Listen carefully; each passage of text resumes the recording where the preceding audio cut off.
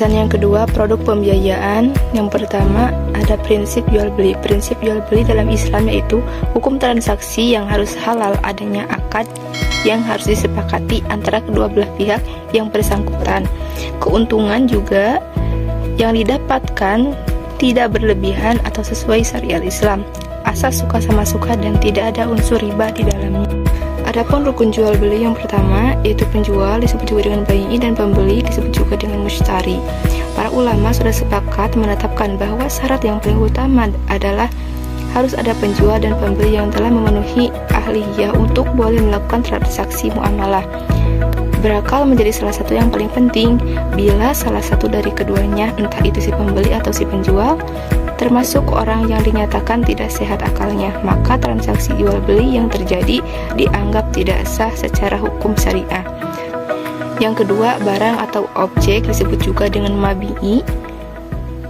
Ada ma'qud alaih alias barang yang dibeli. Tidak sekadar harus adanya barang, namun juga dalam Islam diatur kriteria bahwa barang yang diperjualbelikan harus mempunyai manfaat. Tujuannya agar pihak yang membelinya tidak merasa dirugikan. Yang ketiga, ada ijab qabul disebut juga dengan sigo. Ijab adalah lafaz yang diucapkan terlebih dahulu atau oleh siapapun yang mengucapkannya, baik itu dari pihak pembeli atau dari pihak penjual. Sedangkan qabul adalah lafaz yang diucapkan berikutnya setelah lafaz ijab, baik diucapkan oleh penjual maupun pembeli. Yang pertama ada mu'arobah. Mu'arobah adalah suatu barang di mana penjual menyebutkan harga jual terdiri atas harga pokok dan tingkat keuntungan tertentu atas barang di mana harga jual tersebut disetujui oleh pembeli. Adapun rukun-rukun mu'arobah adalah sebagai berikut. Yang pertama ada penjual, mustasri, pembeli, mabi'i atau barang yang diperjualbelikan, saman terdapat harganya, dan ijab qabul. Syarat mu'arobah yang pertama yaitu berakad atau bai'u dan mustari cakap hukum dan tidak dalam keadaan terpaksa. Yang kedua, barang yang diperjualbelikan mabi'i artinya tidak termasuk barang yang haram dan jenis maupun jumlahnya secara jelas. Ketiga, ada harga barang atau disebut juga dengan saman harus dinyatakan secara transparan harga pokok dan komponen keuntungan dan cara pembiayaannya disebutkan. Yang kedua ada istisna. Istisna adalah akad jual beli dalam bentuk pemesanan pembuatan barang tertentu dengan kriteria dan persyaratan tertentu yang disepakati antara pemesan atau pembeli, mustasni, dan penjual. Pembuat atau sani istisna paralel adalah suatu bentuk akad istisna antara pemesan disebut juga dengan pembeli atau mustasni dengan penjual atau pembuat atau sani, kemudian untuk memenuhi kewajibannya kepada mustasni penjual, di mana mereka memerlukan pihak lain agar sani pembiayaan. Istisna adalah penyediaan dana dan bank kepada nasabah untuk membeli barang sesuai dengan nasabah yang menegaskan harga belinya kepada pembeli nasabah. Kemudian untuk rukun istisna ada penjual, ada pembeli, ada uang, dan ada barang, dan yang terakhir ada ijab qabul. Kemudian untuk syaratnya disepakati kriteria barang yang disebutkan di awal. Hal ini bertujuan supaya nantinya tidak ada perselisihan saat barang atau produk pesanan sudah jadi. Yang kedua, barang yang dipesan sudah biasa menggunakan akad istisna. Dan yang ketiga, waktu penyerahan barang tidak ditentukan. Disebutkan dalam akad istisna bahwa penyerahan barang yang sudah selesai dipesan tidak ditentukan. Akadnya akan berubah menjadi akad salam apabila ditentukan. Contohnya seperti pakaian. Bila seseorang ingin pakaian dengan kostum sesuai dengan selera juga termasuk dalam istisna. Misalnya seseorang ingin memesan baju kaos dengan gambar-gambar Naruto dengan desain sendiri untuk 40 orang, itu termasuk ke dalam akad istisna. Yang ketiga, salam. Salam adalah jual beli dengan sistem pesanan yang artinya pengiriman barang tidak secara langsung pada waktu pemesanan, tetapi ditunda pada waktu tertentu yang telah disetujui kepada kedua belah pihak. Rukun salam, rukun yang harus dipenuhi dalam akad jual beli salam yang pertama itu dilakukan oleh orang-orang yang berakal dan baligh. Nah, adapun syarat-syarat menurut Saprida tahun 2016 yaitu uang dibayar di tempat akad pembayaran dilakukan terlebih dahulu, barangnya menjadi hutang bagi si penjual. Kemudian barangnya dapat diberikan kemudian untuk ukuran barangnya jelas, baik takaran, timbangan, ataupun bilangannya menurut kebiasaan. Cara menjual barang semacam itu. Kemudian diketahui dan disebutkan sifat-sifat dan macam barangnya, dan yang terakhir disebutkan tempat menerima. Assalamualaikum warahmatullahi wabarakatuh. Nama saya Rifki Junia Rahman dari kelompok 6, akan melanjutkan presentasi. Dua prinsip bagi hasil adalah pembagian atas hasil usaha yang telah dilakukan oleh pihak-pihak yang melakukan perjanjian, yaitu pihak nasabah dan pihak bank syariah. Dalam hal terdapat dua pihak yang melakukan perjanjian usaha, maka hasil atas usaha yang dilakukan oleh kedua pihak atau salah satu pihak akan dibagi sesuai dengan porsi masing-masing pihak yang melakukan akad perjanjian. Sebagian hasil usaha dalam perbankan syariah ditetapkan dengan menggunakan nisbah. Satu, mudaharabah. Mudaharabah adalah akad kerja sama usaha antar dua pihak, di mana pihak pertama sahibul ma'al menyediakan seluruh atau 100% modal, sedangkan pihak lainnya menjadi mengelola. Keuntungan usaha secara mudaharabah dibagi menurut kesepakatannya yang dituangkan dalam kontrak, sedangkan apabila rugi ditanggung oleh pemilik modal selama kerugian itu bukan akibat kelalaian si pengelola.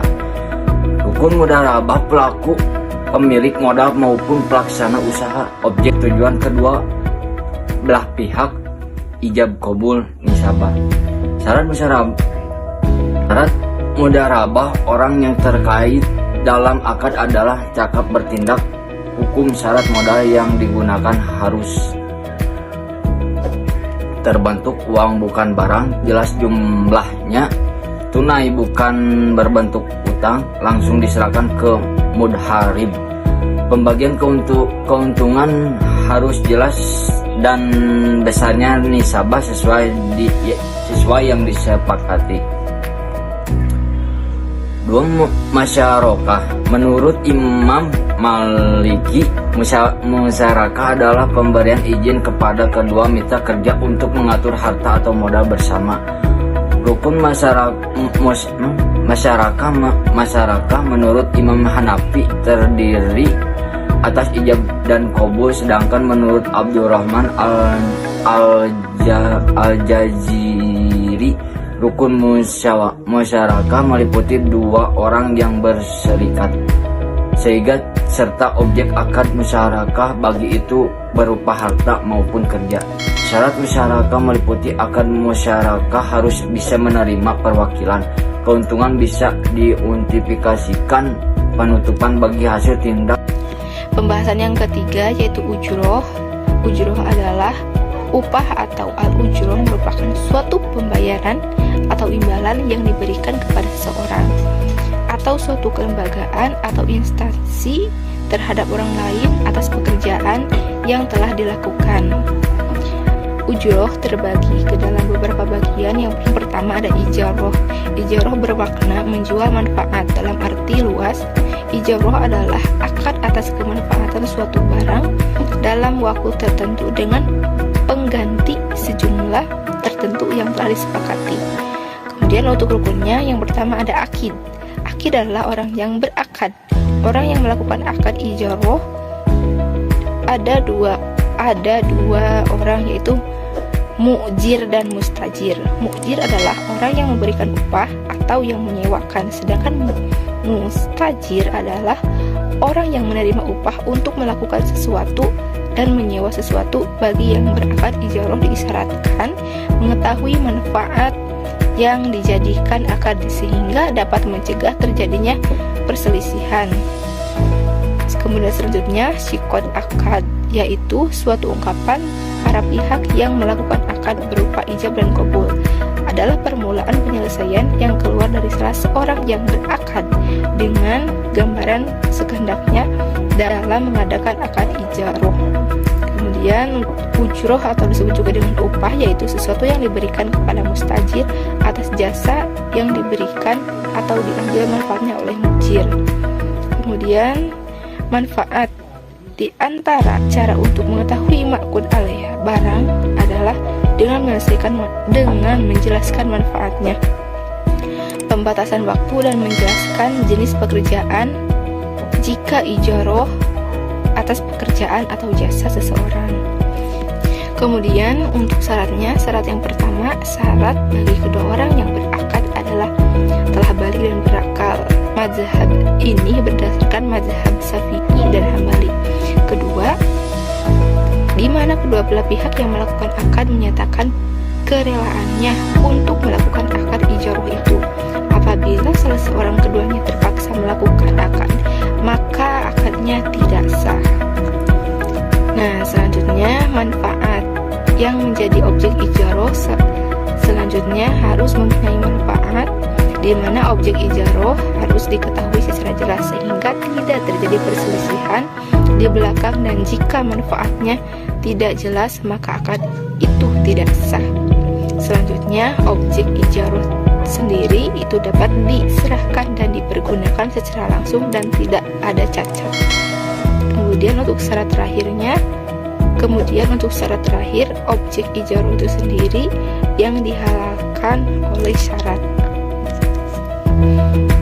Pembahasan yang kedua, ijaroh muntahiyah bitamil adalah sejenis perpaduan antara kontrak jual beli atau lebih tepatnya akad sewa yang diakhiri dengan kepemilikan barang di tangan si penyewa. Sifat pemindahan kepemilikan inilah yang membedakan dengan ijaroh biasa. Rukun ijaroh muntahiyah bitamil, yang pertama ada penyewa disebut juga dengan mustajir, pemilik barang disebut juga dengan muajir, barang atau objek sewa disebut juga dengan ma'jur, harga sewa disebut juga dengan ujroh, ijab qabul atau serah terima.